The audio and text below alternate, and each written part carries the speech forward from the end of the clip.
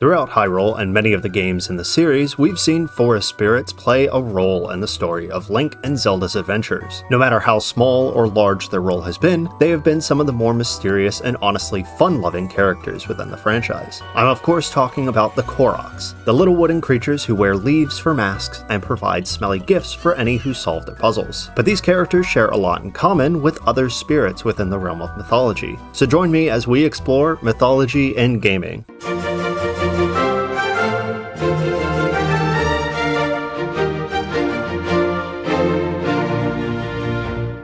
Hello everyone and welcome! The Legend of Zelda is a series that is extremely inviting and fun to play, and Tears of the Kingdom embodies this as each new curiosity has us exploring each new area. One curiosity lies with the Korok puzzles, strewn about Hyrule that have us picking up rocks on top of trees or catching a spirit playing in the leaves. But these Koroks have more to them than just small puzzles for us to solve.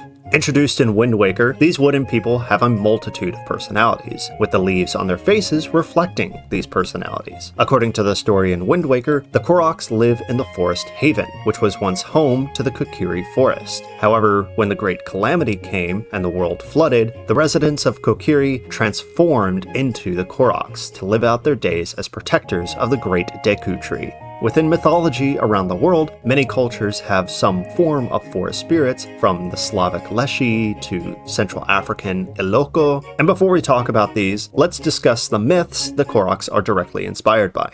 If you've watched the Studio Ghibli movie Princess Mononoke, you've seen the mythical equivalent to Koroks, the Kodama, small creatures or spirits who share similar expressions and dictate the health of the forest. These spirits were said to be the souls of the trees in the area that they inhabited. Considered as yokai within Japanese folklore, Kodama originally took the form of small but bright balls of light that echo the voices of the forest. This is why Kokiri Forest, the Forest Haven, and the Great Hyrule Forest have balls of light that dance around the player and flow around the trees. In the Japanese book The Kojiki, it was said that within the sacred forests of the Kodama, if a tree was cut down, then the spirit's essence would die. Many of the Japanese islands actually hold tree-cutting ceremonies to celebrate the Kodama, giving their gratitude towards them and asking forgiveness for the death of the spirit. However, if a tree is cut down with ill will, then the Kodamas will curse the one who chopped down the tree, providing never-ending despair to the person's life.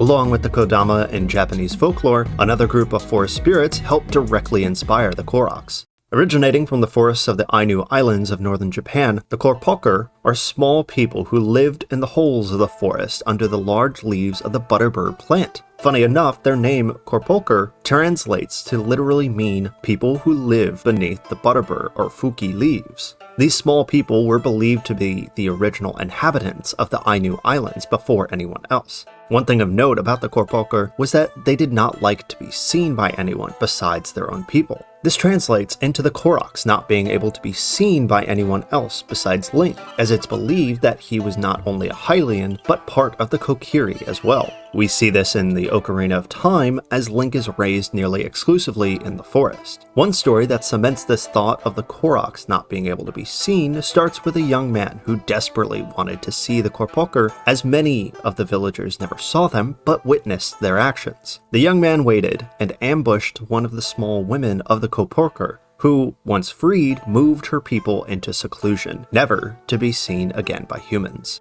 The Ainu people are what's known as animists, who not only believe in these small people, but actively believed that all things had a spirit. Many of their dances share this sentiment, as some depict the branches of the wind, while others animals in the wild. These dances that the Ainu people take part in may have influenced the Korok Hestu, as the spirit dances with every gift of Korok seeds to help Link increase his inventory.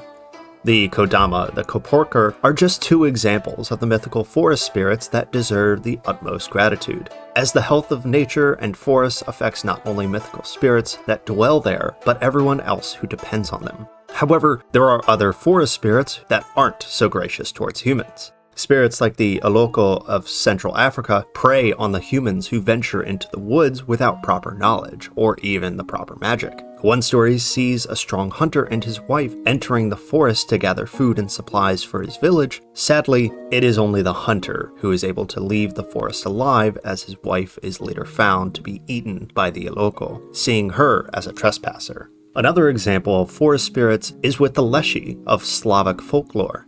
Though not as malicious as the Oloko, they still protected their forest fiercely. Any person who came into their forest with a malicious nature would be taken by the Leshy and made a permanent addition to the forest. The depiction of Leshies have differed over the course of its inception, from being an old pale blue man with skin like bark to being a tall creature made entirely of wood and vegetation. Thankfully, with all this said, Koroks are not as vicious as many of their mythical counterparts. Instead, they pride themselves on their music and puzzle-loving nature to help you, the player, explore more of their world, all while gathering smelly seeds. Thank you guys so much for joining me today, and I really hope you enjoyed our exploration of Koroks and what inspired them. Be sure to comment on what I may have missed or what you'd like me to cover next. I love doing these, and by liking the video and subscribing to the channel, you keep these explorations going. Thank you again, everyone, and I'll see you all next time.